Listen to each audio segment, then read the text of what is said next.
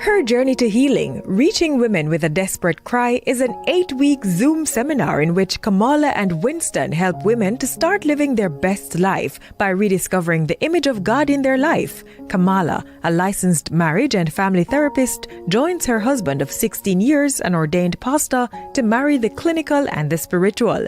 You will begin living your best life filled with love, joy, and peace. Register at kwministries.net for this life-changing seminar.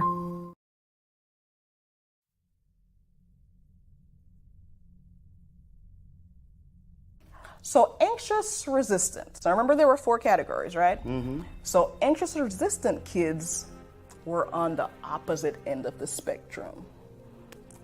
They didn't have a lot of self-confidence. They really clung to their caregivers, whether it's parents. When I say caregivers, I mean parents, grandparents, just old people in their lives who were, really part of that initial bonding experience.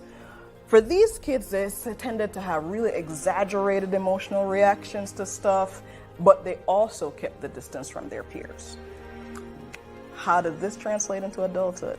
That translated into anxious, preoccupied adults. Mm-hmm. And so they kind of formed less secure bonds with partners and feel really desperate for love and affection.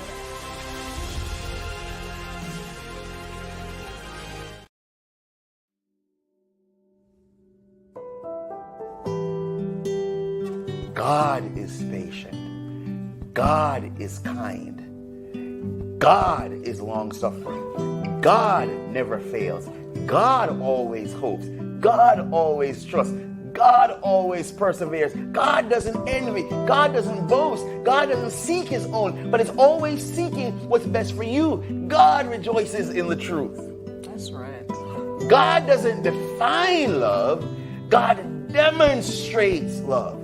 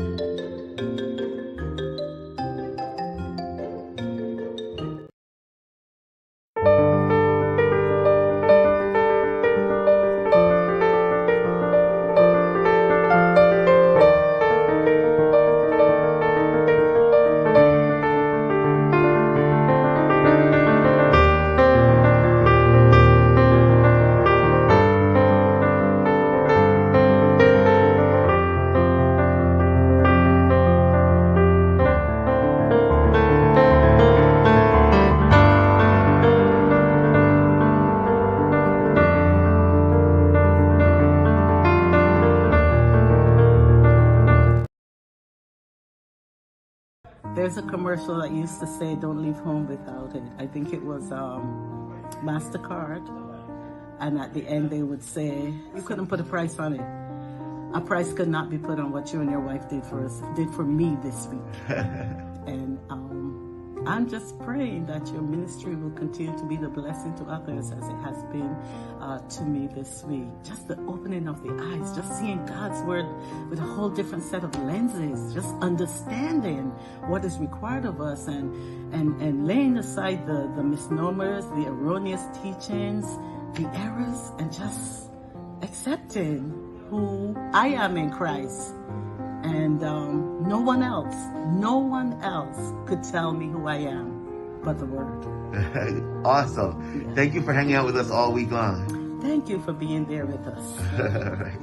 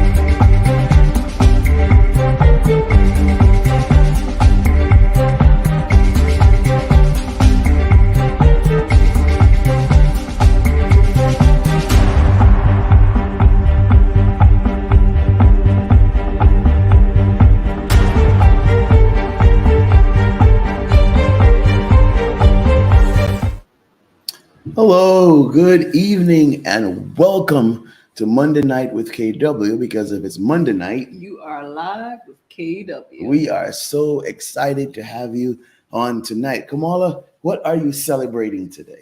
What am I celebrating today, family? Ah, Kamala, no, we're not doing that again. That's what you celebrated last week.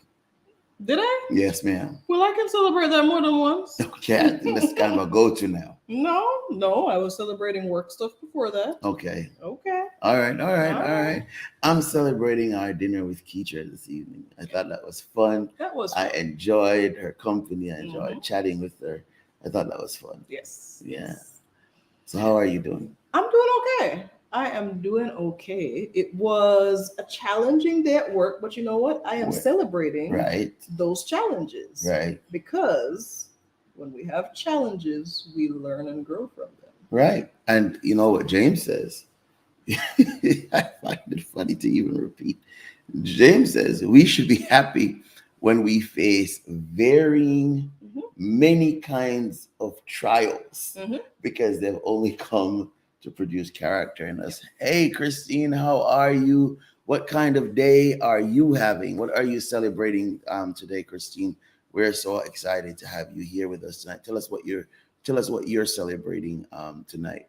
And just for those of you who might be joining us for the very first time, we celebrate Mondays here at KW Ministries. And we're celebrating Mondays because Mondays, historically, you know it, you felt it, you've probably said it yourself.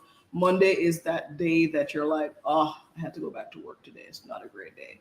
But we're trying to revamp that because if we know that if we practice an attitude of gratitude, we know that we can literally change our lives. So we're revamping Monday to be a celebratory day.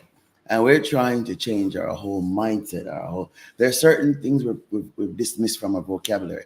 We don't call people sinners, right? That's Instead, right. we were traumatized because if you're a sinner, you're destined. The wages of sin is death. But if you're traumatized, then you need to get help. Yeah. So that's so we're changing the language. All right. Ooh, Christine is celebrating peace of mind. That's a good one. And you know, Christine, honestly, I didn't understand that, especially when I was younger. My mom used to say something like that all the time, thanking God for being in a right mind. And it's not until you're an adult sometimes you really realize what a blessing that is. So You're celebrating peace of mind. You're celebrating peace of mind. Celebrating peace of mind also. That's good. That is good. Well, Kamala, what is it that we're doing here on Monday nights? On Monday nights, we are jumping into the experiences of so many different people. And we're not just jumping into their experiences arbitrarily. What we want to know is what their journey has been. Where has life taken them? How have they done on that journey? And how are they still doing on that journey? Because we're all going through all kinds of different situations, challenges, things that are going really well. And this gives us an opportunity just to talk to each other and be real with each other about how hard some of those situations were, how we got through some of those situations, and how we're still navigating some of those situations. And in Dr. Sullivan's case, how we get to some of those places. Yeah. I saw her should have posted sometime after our talk about being able to travel on points. Yeah. And so we went around the whole world with Dr. Sullivan. That was fun. Yes, it was. And we felt like we were there with her. So that was good. Yeah. And then last week, Elder Phillips talked to us about preparing for school. Yes. I had to miss a part of that. I'm so sorry. But that was good. It really was. She talked about the whole preparation piece. Preparation not just for the students, but also for parents and also for teachers, and what it looks like to really get back into the mindset of being in the school year. And like everybody else that we talked to, she highlighted the importance of people and resources. That's funny. We get back there every single time. That's good. And then so I'm really excited. I'm excited about the future. Dr. Williams, Keisha Williams, is coming back to us. Pastor Quinn Cousins is coming back to us. And then we have the sheriff of Mansfield, where my memorial Seventh Adventist Church is. The sheriff, he and I spent almost 2 hours the other day, and he's agreed to sit down and talk with us. It was an amazing experience talking to him. And for those of you who might be wondering where Mansfield is, we are broadcasting with you from Louisiana. So you're going to start to see a lot of our more local individuals who are coming on because we want to get that experience as well. Yes. And the food here is, oh my gosh. You wouldn't really know. I'll let him tell that part of the story. Not tonight. So we have some brand new products. What time is it? We have some brand new products coming up that we want to share with you real quick. And okay, what do we have coming up? So Kamala is working on a project. To healing, a therapeutic approach. A journey to healing, a pastoral approach. And in those, we are going through what might be familiar to some of you guys. If you have already checked out our seminar series, A Journey to Healing, you might be familiar with modules like Drink My Water. And the whole point is finding ourselves through God. And you might be interested to know that that therapeutic approach also includes that. Yeah. And so we have amped it up some. So there goes our landing page if you're interested to get early on it. And we're working on our devotional. This is our 5th devotional, A Journey Through the Gospel of Matthew, Lessons from Jesus. And it's really, really, really, really good so far. Feel free to pre-order. Here's where I make my spiel. Feel free to pre-order. You do not have to stop listening to us to do that. You can go right on to that site. You will still be able to listen into it with us, and you can order stuff. That's www.kwministries.net. But I think, though, Kamala, this might have its own site, if I'm not mistaken. I think this has its own site. But it does, but I promise you can have tabs in multiple places. She'll get you there. She'll get you there. All right. So we want to say welcome again. And tonight, I'm so excited about our guest tonight. I think I just woke up. I am so excited about our guest tonight. Our guest is my cousin. She's my wife cousin. Not my wife's cousin, my wife cousin. Right. You might want to explain what you mean. No, they heard me, right? I didn't stutter. She's my wife cousin. Yeah. Carrie is one of my best friends. We're cousins for real, like we're really blood. We didn't meet until later in life, but once we met, man, we just connected. And she's brilliant. She's kind. She's smart. She has 2 amazing children. She's successful at what she does. And I'm just so excited to have her on. Yeah. I'm tickled because I want to tell people that, one of those, the one very distinct voice that you hear in our pre-ads, that's Carrie. And it was funny. We were getting ready to come. Kamala was, saying, "Hey, Carrie, you did." I was like, "Do you know who Carrie is? Carrie is actually in journalism. She does this for real, for real." So let's bring Carrie on and let's have a conversation with Miss Lorraine Mendez. Hey, cuz. Hi, guys. Thank you so much for your kind words. And thank you for having me on your program. Carrie, please make it clear to them that you are my wife cousin. Yes, I'm your cousin. And your wife in the virtual world. Is that okay? You know what? I'm about to disown you right now. You're about to get disowned, okay? Well, I mean, I'm trying to stop you from, committing an offense on air. On air, right? Because you're not allowed to have more than one wife. Oh, legally. You're trying to save my ministry. I'm saving you. Kamal and I are so excited to have you here with us, and we're excited about the conversation we're going to have. So, you're a young person. Young-ish. You're a young person. I'm on the cusp of when life begins. There we go. I love it. I love it. How old were you when you had your first? Can I call her name? Sure. How old were you when you had Amira? I was 26. Ooh, that's young. That's about the same age. Yeah, same age. All right. So talk to us. How was that? How was that? Talk to us. Well, I tried to prepare for. Did you bring Amira. pictures? No, I'm sorry. No, I should have asked. Yeah, so I tried to prepare for Mira. I really wanted her, so when I decided that I was going to try to get pregnant in, I think it was April, so the baby would be born in January because her father's birthday is in January. Yeah, so I had it planned you, down to a Real science. plan. you did it for I real. did. I tried. So she came on January 6th. Mm-hmm. His birthday is the 30th. So, well, I mean, it's the same month. Um, I tried to do everything. I read the literature. I joined I Am Pregnant Club on the internet. There was a website called I think it's iampregnant.com. It's no longer there, but I believe two people from that website I'm still friends with on Facebook. Mm. And yes, so I of course prayed. I had a mantra when I was preparing to have baby, and that mantra was no induction, no C-section. No induction Mm-hmm. because I heard it was really painful. The contractions are really painful when you're induced, and Mm-hmm. no Okay. C-section because that would have been very expensive. And the Lord answered my prayer. It was natural, a natural birth.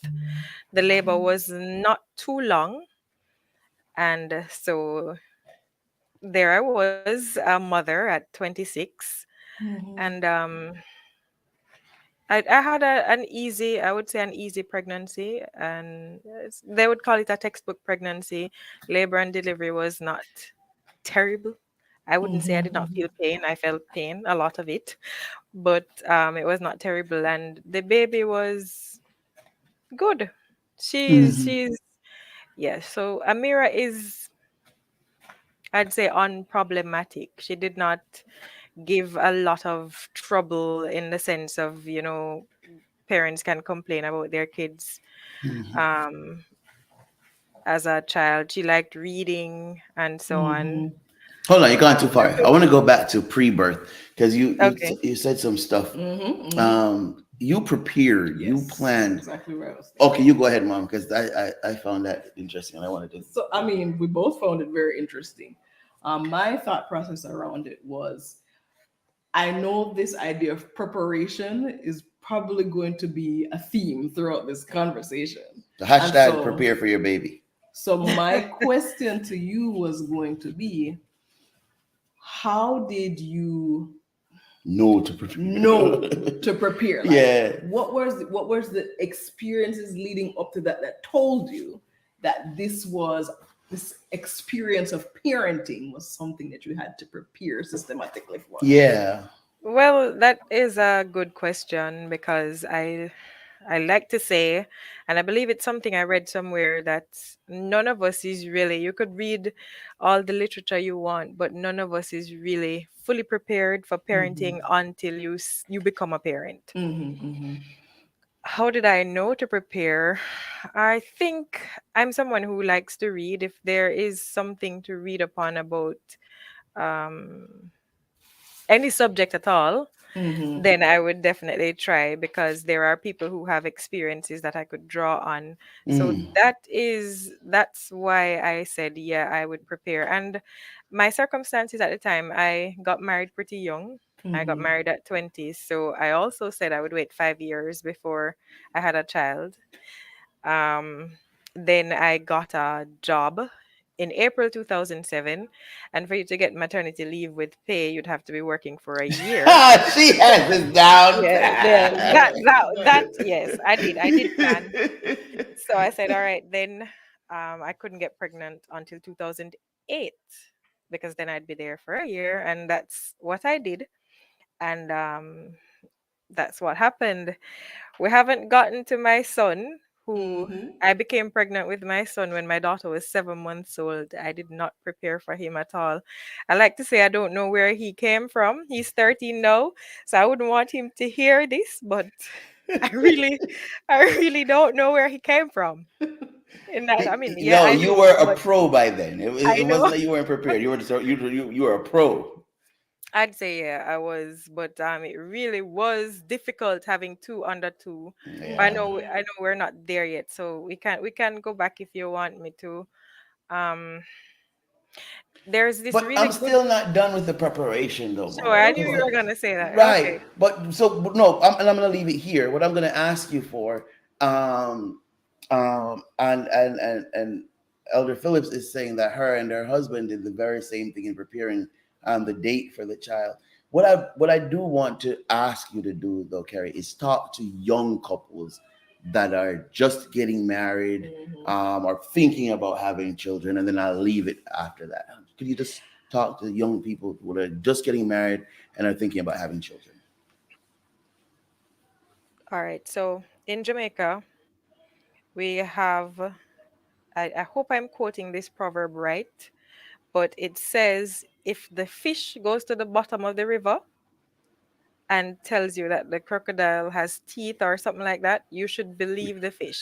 What it means is there are people who are experienced that you can listen to them, you can listen to their Yes. experiences without having to face it for yourself. Yourself. Right. Yes. So at the time, the convention is you should wait as a young couple, you should wait before having children.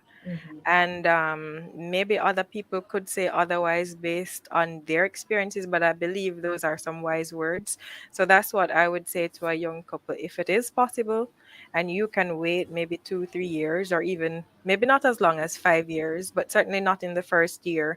If it's possible for you to wait before becoming pregnant, then that'd be a good idea for you to do, because a child really changes your life. It changes the dynamics of your marriage. So it's something that you really ought to prepare for. And then talk to us some about, and Elder Phillips is agreeing with you. Yes, at least a couple of years. Then talk to us. Give us some of the tips for preparation. Just a list of some of the tips that you mentioned for preparation. I just thought. I'm sorry. I was just really impressed Mm, because we didn't prepare hmm. at all. No, I don't say that. We I didn't. just Oh, I that's the just truth said now. That the Lord loves. I just read the literature that was available. There is a book by the American Pediatric Society. Andrews Memorial Hospital in Jamaica, which is an Adventist institution, was giving it away for free. I think it says caring for your baby birth to five Yes. Yeah, years. yeah. Yes. Yeah, I found that very interesting, and it enabled me to know that my child was hitting the milestones and Mm-hmm. so on. Because as a new parent, you really are going into this blind. Mm-hmm. Yeah. And I found that even with the pregnancy, when I asked my relatives, some of them who had kids like a year old, they're like, "Oh, I don't remember," and Yeah. and that is reasonable. Because if they're not pregnant at the same time that you're pregnant, they're like, "Oh no, I don't remember, I don't remember, I don't Yeah. remember." So it was good for me to have the material, the resources to read, to draw, and to know that all right, this is normal. Maybe this is not so normal. I should get this checked out, and so on. That's So good. I would say read whatever literature is there. I would say it's okay to speak with people who have experienced it, but just knowing that at the end of the day, you are choosing for yourself what it is that you want to do. And I think that's very important, because as much as people can give you guidance and so on, there some people may do things differently. There are some things that you may not agree with. So I so love it. yeah, take the advice, but just know that okay, this is what I want. Yeah. That's good. Elder Phillips earlier said parenting Parenting is is. on the job training. That's And so right. I'm thinking about, I know that we're headed in the direction of parenting teenagers, but still looking at it from this preparation lens. I know that before you got to the teenage years, there were several things throughout that time period that helped prepare you for where you are now. And specifically in your context, having two babies, Under because it's two. not, you had two babies, Yeah, a I did. brand new job. So talk, guide us through how Well, or take us back to how you maneuvered that new lifestyle, that new life. As someone in the comments is saying, Mm-hmm. think about childcare and the cost, and that is true, because you will find, and I mean, now I have teenagers, as you say, one's 14, one's 13, so it seems like many years ago they were babies. So I'm just trying to jog my memory.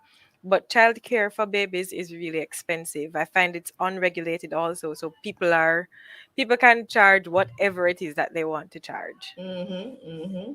Right. So that's something you have to think about. You have to think about who will look after the child when you're going to work. You have to think about diapers.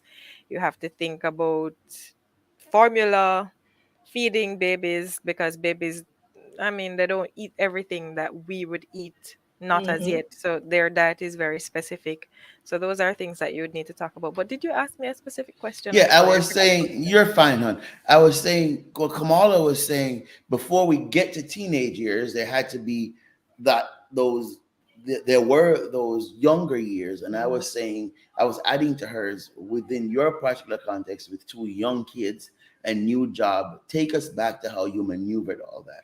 All right. So family, the support of family was very important Here in goes my, people yeah, again. people, yeah. In my context. So I had my mom, I had my sisters, even my brother, who would come over sometimes and assist me in terms of getting them ready for preschool. You Mm-hmm. know, children, my son was not a fan of waking up early and taking a shower. So he was always crying and fussing. So Mm-hmm. a lot of patience. I told myself, you know what? I think God has given me this boy for me to learn patience. He really tried my patience as a young Mm-hmm. child. He Mm-hmm. certainly did. And yeah, the support of family was crucial. Yeah. Um, and I mean, no, well, back then it was harder than it is now. But looking back at it, despite the fact that the second child was not planned, I Mm-hmm. don't think I would have done it any other way, because I see Mhm. them growing up together. Together. They're Mm-hmm. close, Mm-hmm. and Mm-hmm. I like that for them. Yeah. How do you think that happened?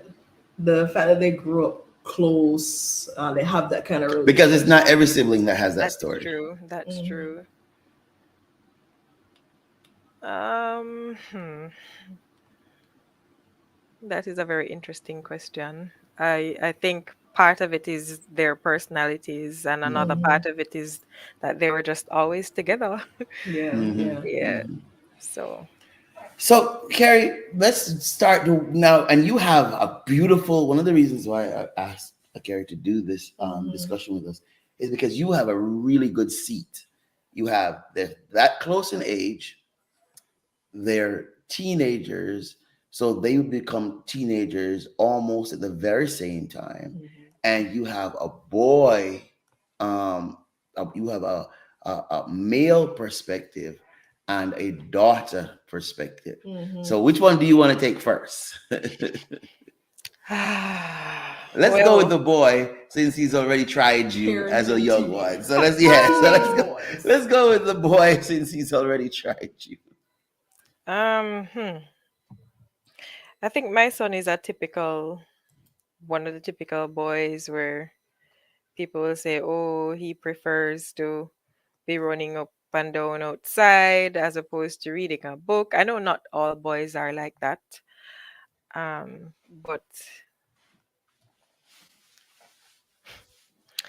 yeah, Aaron is definitely a boy's, just like a typical boy. Mm-hmm. I had to supervise him, or I have to supervise him more closely as it relates to academics, ensuring that he does his homework. I find that he needs much more supervision in terms of academics than my daughter did. She's able to work on her own, and then I can just check to make sure that she got it right. But for him, I kind of have to be enforcing certain study patterns and certain rules Um, Let me ask you something, Carrie, because I know you read a lot. Do you see, and I have a 5-year-old boy that's coming, so I'm very interested in what you're saying about this. Do you see that this is a pattern where girls um, um, are more Opt to be independent, are more self-motivated. apt to be self-motivated in their academics than boys? In your research and talking to other parents, is that what you've observed? Is that okay, some other parents have told me that boys are like that, but there are others whose boys are inclined to academics right off the bat. What the common thread that I've gotten is that many boys are late bloomers. Yes, I've So heard that. I shouldn't be too worried. I should still ensure that I supervise the academics and Of that I course. ensure he does his schoolwork, but I shouldn't be too worried about the outcome So, because boys are late bloomers. That's what I've heard. and that's what we have recognized in our children. The girls Children are doing progress way differently. more advanced at Zach's age than Right. that is. Was that your experience from That younger every echoes. step of the way? Yes, yes, Okay, it was. okay, all It right. was So, for sure. So she was out of diapers long before he was. She stopped wetting the bed long before he did, and so on. But I believe they've caught up to each other. They caught up to each other probably. Mm, yeah, they did catch up to each other, maybe by age 6 and 7 or so. And right. right, and no, my 13-year-old boy is taller than me. He's taller than Yes, I he am. is He's taller than handsome I am. young man. He's taller than his sister. So he's gone past her, even though she's the firstborn. Yeah. You Most know, boys are interested in sports or video games. right. Elder Phillips says, "Yes, ma'am." Yeah. Earlier when you were just talking about having to spend or having to focus more time on Aaron in terms of academics, I found myself thinking, you know, a parent who does that is a parent who is attentive to the differences between their kids. Yes, it's And not not in a one bad rule fit way. all. It's not One one rule rule. fit. It's right. So Yeah, but hashtag not one rule fit all with your children. yes, but you learn that as you go along. Hmm Yeah, you learn that as you go along. And then I have to also ensure that while I'm paying this special attention to my son, that my daughter does not feel neglected or left out. So I have to Right. make time for her also. But I don't know, and correct me if I'm wrong, Carrie. I don't know if it's special attention as it's special attention in that area Yeah, where, it's in that right, area. where you would have more attention in another area with your baby girl. It wouldn't be so. It's not that Aaron gets More All the more attention. attention. attention. It's that it's situated like Kamala said. You're a wise mother, and so you don't one thing doesn't fit One size, both. One right? size One doesn't size fit doesn't both fit all. children, but you parent each child where they are. Wouldn't that be a fair statement? I think so. I believe so, Okay. yes. All right. All right. So talk to us about Aaron becoming 12. Well, he's 13 now. No, right. I know, but I want to hear about Oh 12. yeah. Oh, And then you we mean what I slide did? into, yes. Oh, you remember that? Okay, so he turned 12 on May 12th, and that's considered a golden birthday. I think that's an American thing, but I adopted it. So he turned 12 on the 12th, and I gave him 12 presents.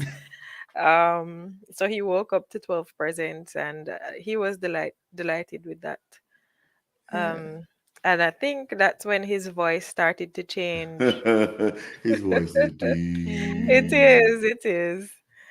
Um, yeah, that's when his voice started to change. He's now definitely more conscious of his appearance. He is at the moment his obsession is with combing his hair. The hair is going to have to go in Brushing his hair. September. No, he's combing it Oh, because okay. he has a little afro. So he's been just with a Okay. pick, just combing and combing and combing away. Yeah. But of course, the school does not allow high hair, so that's Okay. gonna go in September. So he's enjoying it while it While lasts. it's there. Yeah. Carrie, going back to the progression of the kids, Christine is asking, do you think there's a stereotype where boys versus girls is concerned? Certainly, In Jamaica, I can say yes, there is. That was actually a topic of debate recently when the primary exit profile results were revealed. Now, the primary exit profile or PEP is an entrance exam or an exit exam that they use to take students out of primary school into high school, so out of grade 6 into grade 7. And what they found is that the girls did better than the boys in all the categories: mathematics, language arts, social studies, science, and the ability test. So then the argument came up, should we separate the boys and the girls when preparing for these exams? And people are saying that the literature suggests, or scientific studies suggest, that yes, you will get a better result if you separate boys and girls. But I don't know that we're going to be able to do that anytime soon. So So we may the continue hold on, to see separate those boys and results. girls. Talk to But us a if, little bit but about. even from my experience at high school and now as an adult, a lot of the boys who I went to high school with are now doing well as adults. So I Right. definitely have hope that what they say about boys being late bloomers is true. So, Carrie, because I know that in like Muslim countries, the boys learn in a separate. Well, the poor girls don't even learn past certain age. In some countries, right? In Right, in some some Muslim countries. countries, they pull the girls. But so in Kuwait, what's the story in Kuwait? Do the girls learn in Kuwait? I believe so. And do they learn together or is it separate? Because I'm trying to see if if there's a model that's already doing that where they're teaching them separately and what the results is there I for the mean, boys. That'd be interesting. we have boys and girls Yeah, can we have boys' school? schools Yes, here yes, in yeah, Jamaica. We have high schools that are all girls. yeah. Because Both Amir my goes to kids, all yeah, girls school. my daughter goes to an all girls school. My son goes to an all boys school. Right. Um, so And in your son's school, how are the scores in comparison to Holy Mary? What is the school? immaculate, Immaculate Holy Holy Mary. Mary. In comparison to Immaculate. Well, I can't speak for all the scores. Um, uh, what do you call that? A ranking was recently released of all the high schools, and I know the girls' school, Immaculate, that Amira attends, is number one in terms of CSEC passes. I don't remember where my son's school, which is Kingston College, falls, but I do know, I firmly believe that the teachers at Kingston College understand that they are teaching young men and they have crafted an approach to teaching young men, which I believe is different from the approach taken at Immaculate Conception High School. So my son just completed grade 7. The grades are a mixed bag. And I'm expecting, so it's varied. It varies from high to some low scores. I think maybe the highest score is like about at 80%, while at Immaculate the highest score for grade 7 could be in the 90s. Hmm. But I don't think it's fair to compare them at the moment. But I do know that the approach taken at different schools is definitely gender based, I'd say. I don't, I don't, I don't know if this is a relevant question right now or it's for another day, Kamala. But how then did we, or how is it, if this is true and this maintains throughout, how then is it that later in society we have a patriarchal society? And I don't know that that's a relevant, I don't know that that pertains to us right now, but that's probably something that, whatever. that Whatever. yeah, I that's a see you all question that you smile. yeah, that's a question that you need to also think about too. Yeah, I see you Um all smile. You see, it's that's why. Anyway, okay. it's just something that has been that's just been reinforced Yeah. um right across the world, I'd say. Even in the western countries, you will find, well, here in Jamaica there was a study some time ago, or there was news that Jamaica had one of the highest numbers, is that the word, of female managers Mm-hmm. in the world. Mm-hmm. I'd have to go back to look for that, but they definitely said that about Jamaica, and I don't know if that is a reflection of the education system. But it's And still a patriarchal society. it definitely still is. So they were trying to. There's a Bureau of Gender Affairs that's trying to get equality or get more gender equality. So I think they have mandated, in terms of the gender makeup of boards, for example, public bodies. They've mandated that there needs to be a certain number of women compared to men and so on. Yeah. So that, I guess, that's part of their efforts to gender mainstream. Good. Make Yeah. sure it is. I think that it is a pretty important question, not necessarily from the standpoint of how does it happen, how does it translate But how do we over fix it? into, but how do even this stage of parenting where you have teenagers, Oh, good Carrie, question. you know, how do you parent both your children to Yeah. have a mindset of equality versus Ooh, that's something good. else? That's good, Yeah. Kamala. Yes, that and for me, having a boy and a girl, At that close yes, I age. get the opportunity to speak with my son about how to Mm-hmm. treat females, to speak with my daughter about how to treat males. And what I try to emphasize for them is respect. You have Hmm. to be respectful. You have to respect your sister. Your sister must respect you. Both Mm-hmm. of you must respect each other. Respect goes both ways. You should Mm-hmm. also respect me. I am your Hmm. I am your mother. If I give you instructions, you are to carry these out. Mm-hmm. Mm-hmm. Otherwise, I could say that you are being disrespectful. Yeah. Yeah. So I'm big on emphasizing respect. Mm-hmm. Um, Hashtag respect each other. yeah. And I do believe that as parents we have an awesome responsibility. I think some people take it for granted, but I think it is an awesome responsibility because you are molding a future adult. Yep. You are molding a gentleman who should know how to treat women. If you do not show him how, then Mm-hmm. he's just simply not going to know how. He's just going to treat her perhaps like he does one of his bros. Mm-hmm. Mm-hmm. And then you should also teach your young ladies how to, be respectful, to not just herself, but to somebody of the opposite sex, Mm-hmm. and what it is that she should expect, what type of behavior she should expect Yes. from somebody of the opposite sex. All right, Carrie, I want to throw us. Go ahead. No, but probably you should go because I have a No, different. I have a I'm. different direction in Well, mind. maybe you're going where I was going to go. So go ahead. What my question was gonna be, what have you found to be some of the more, and we're already talking about respect and equality and those kind of things, but what are some other areas that you have found to be unique in terms of parenting teenagers versus, The preteen, babies, yeah. toddlers, babies? Yeah. What's unique here? All right. So, you know, teenagers are on the cusp, I guess, of adulthood. I mean, they still have some years, but They're they smelling are, themselves. yes, they are becoming independent now. So they will, as someone in the comments said, they will challenge your authority more if it Mm-hmm. is that you ask them to do something. It's not a just blindly doing it, but it is now a discussion.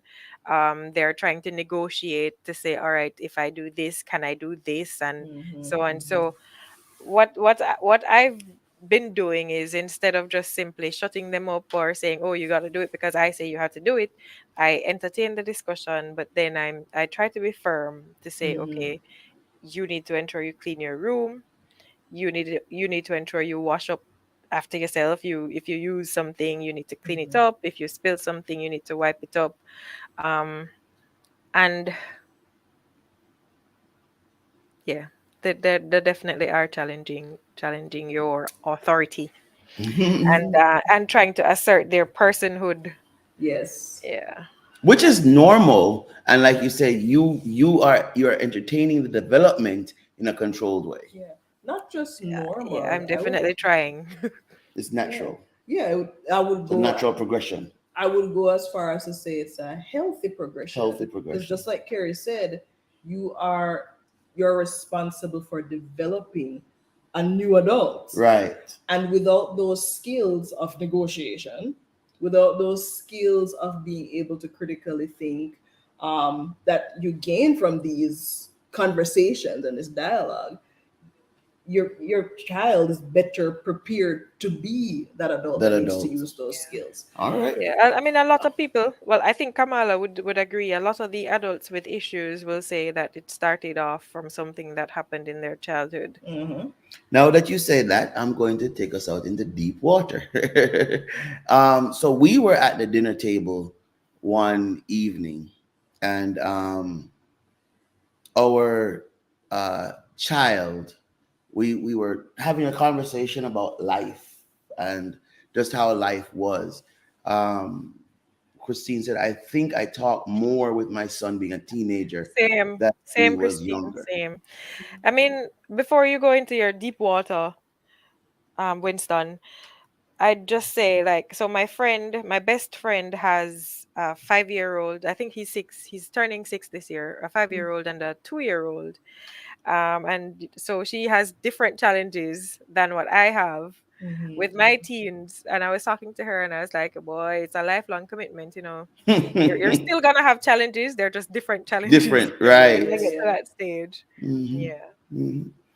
Um, and so I said we were having a long discussion about growing up and the challenges with growing up.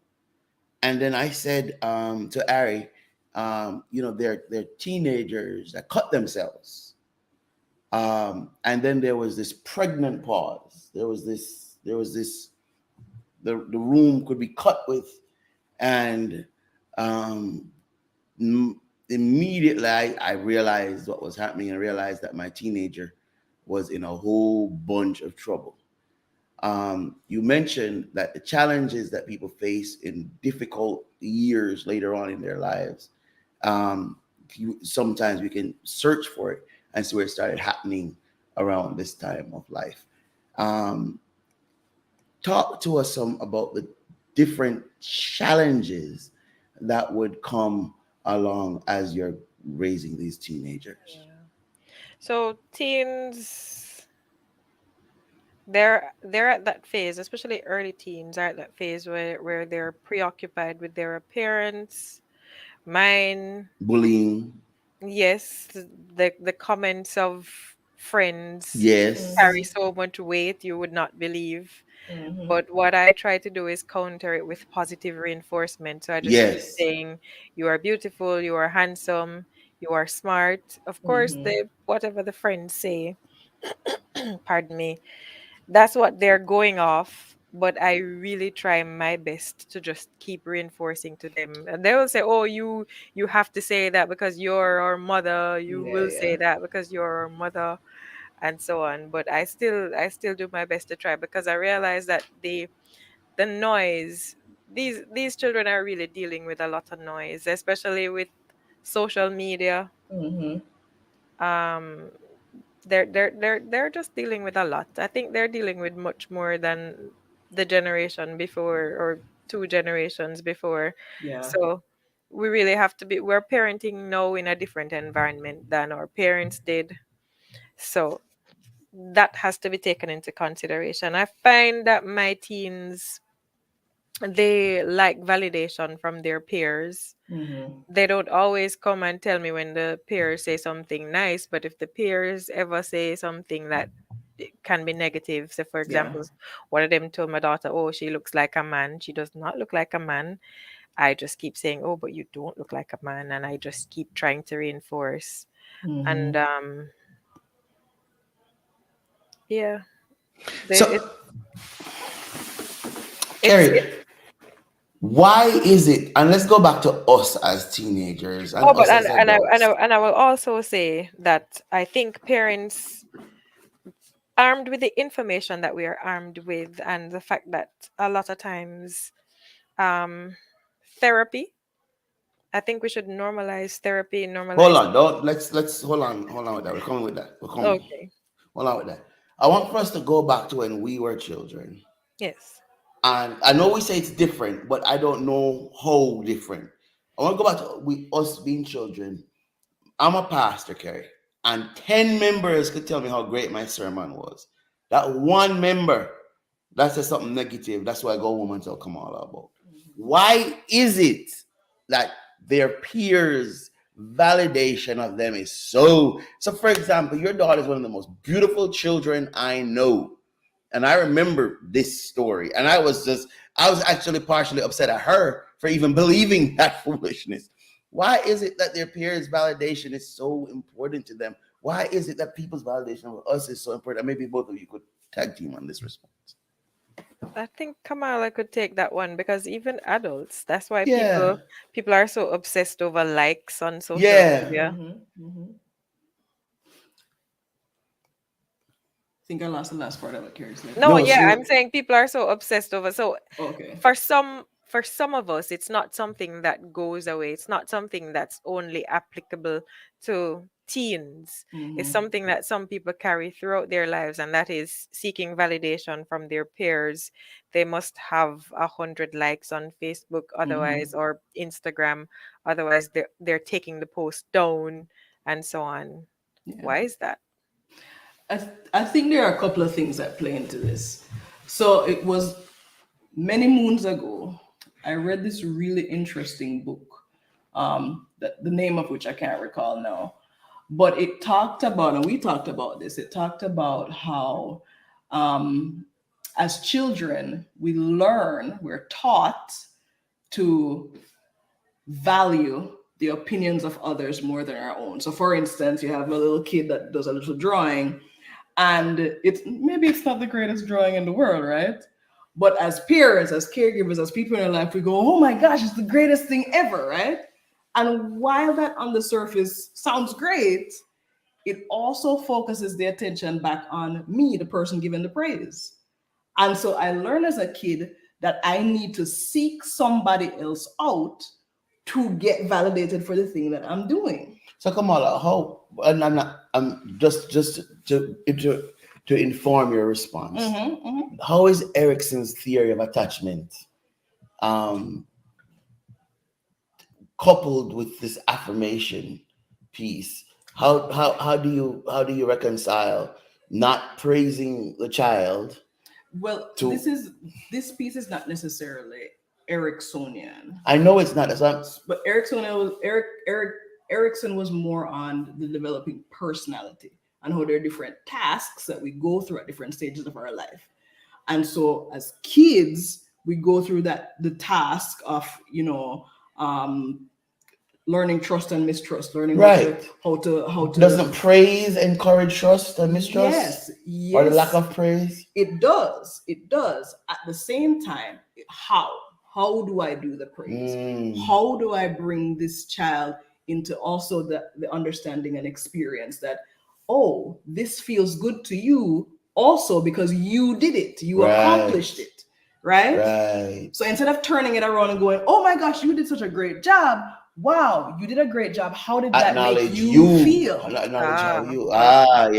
And so now by the time you get to the teenage years where you're starting to make a shift, because like Carrie talked about earlier, you're making a shift into adulthood and you're starting to become more independent. Self-motivated. You're trying to differentiate from your parents. So of course you're going to turn towards your peers to give you more validation than your parents. But I've already learned the lesson that my validation comes from somebody else. People. So now the other people who are more important to say in that moment, in that time period, become the people that I get. So we did this to our children. and the peers are not necessarily seized with they don't feel like, okay, I should be validating my friend. No, because they themselves are seeking validation. Exactly. Oh Lord. And in the absence of validation, something else will come in to fill Bullying. that gap.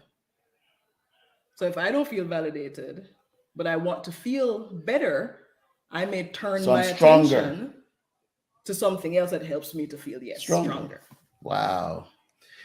So, Carrie, how have you been? So, you positive Reinforcement, reinforcement. talking Um, to, right, just talking about the issues they're facing, helping them working through some of it, without, of course, because as a parent, I will say that sometimes if a child is bullying your child, maybe you would want to go to that child and say, hey, what are you doing? But of course, as an adult, I know better than to go approach someone's child, because I would definitely never want any adult approaching my child. So I would, if it gets serious, I would expect that the parent would come to me as a parent, as opposed to going and approaching my child.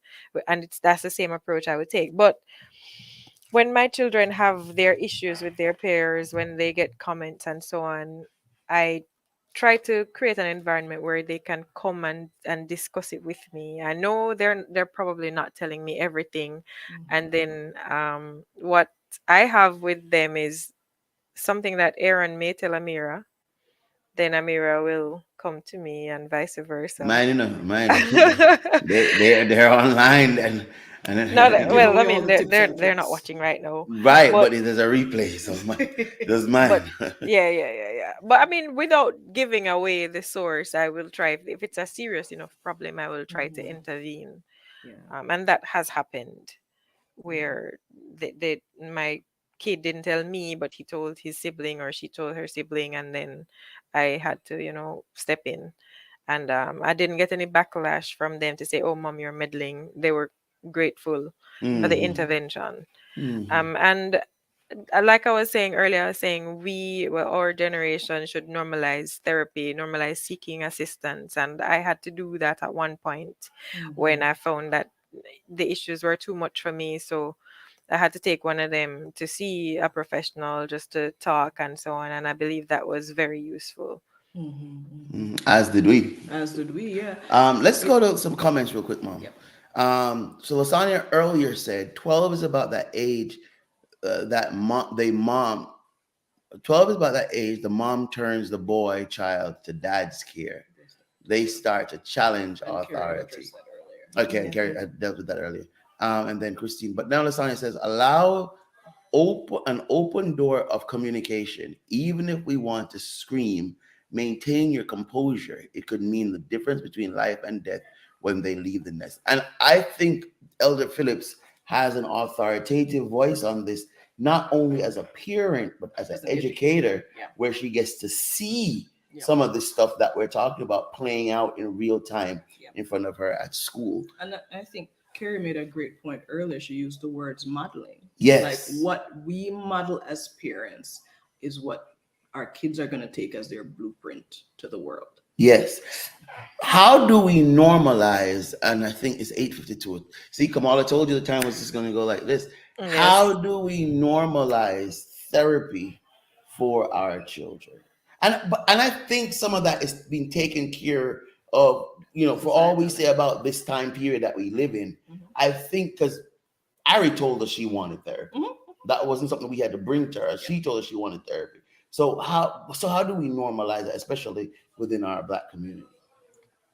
Going back to what Elder Phillips said, if we model open communication, I think that's one of the first steps. Because what we used to do back in the day is that we sat in silence, and what happened in the family stayed in the family, and all of this business, right? We were always about, let me hold on to all this thing, hush, right?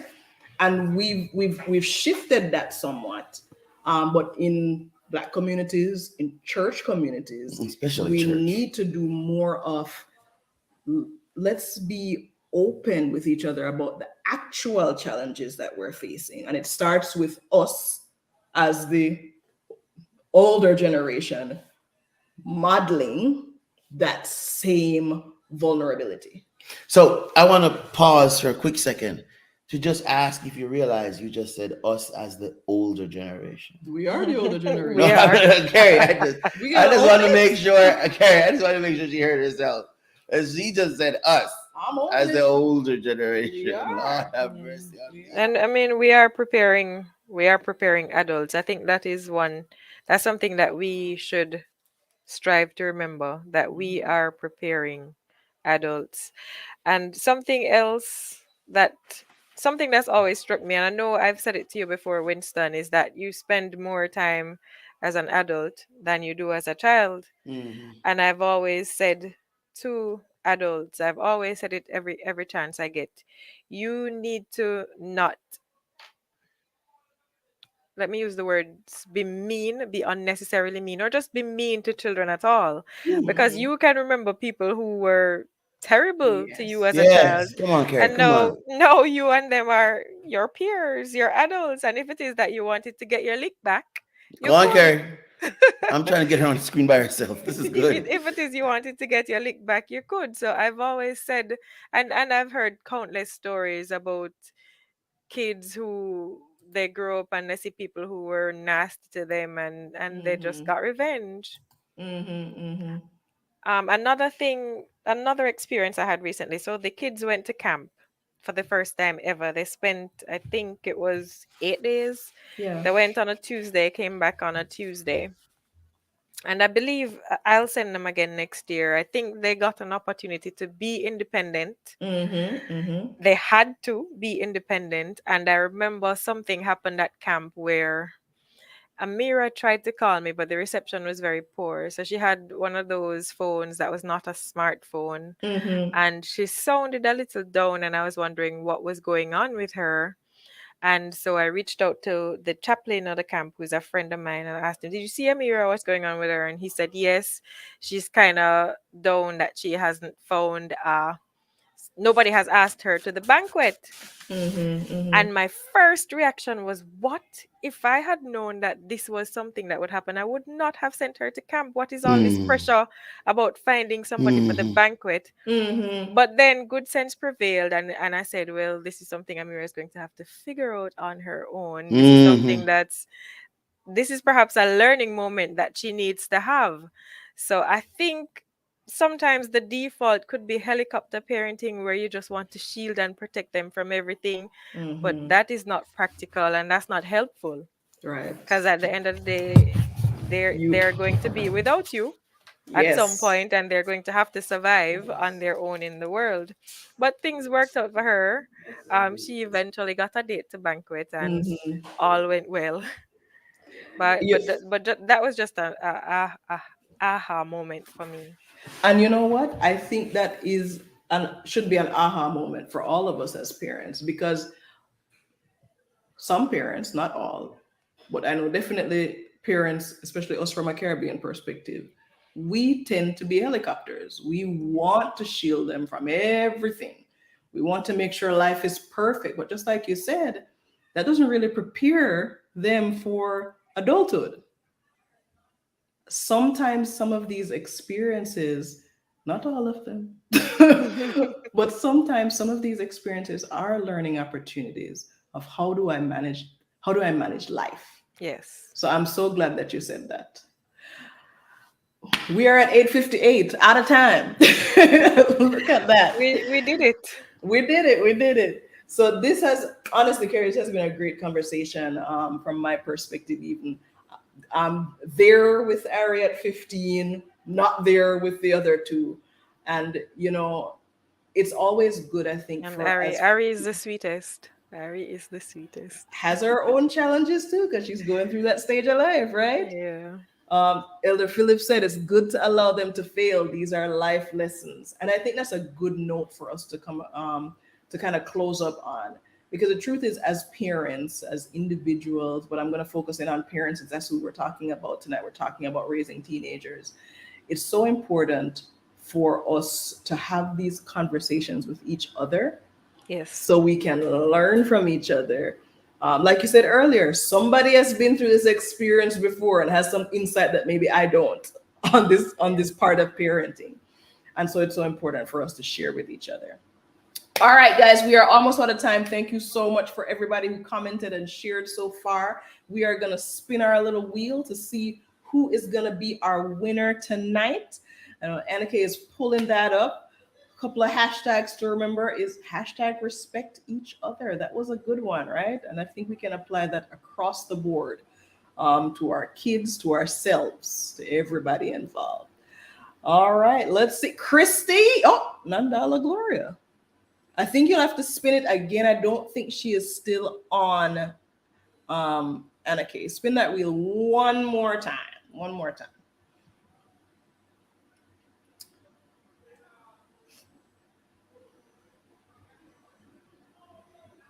Oh, Christine, hey, you are the one tonight. Head on over to www.kwministries.net/claim your prize, ma'am. You know how it works. Add your information and we will follow through with instructions. Carrie, this has been awesome. Thank you so much for joining in with us. We apologize for Winston, the W in our duo. He had to step away. Thank you for having me. Absolutely, absolutely. Remember, guys, if it's Monday night, you are live with KW. Have a good night.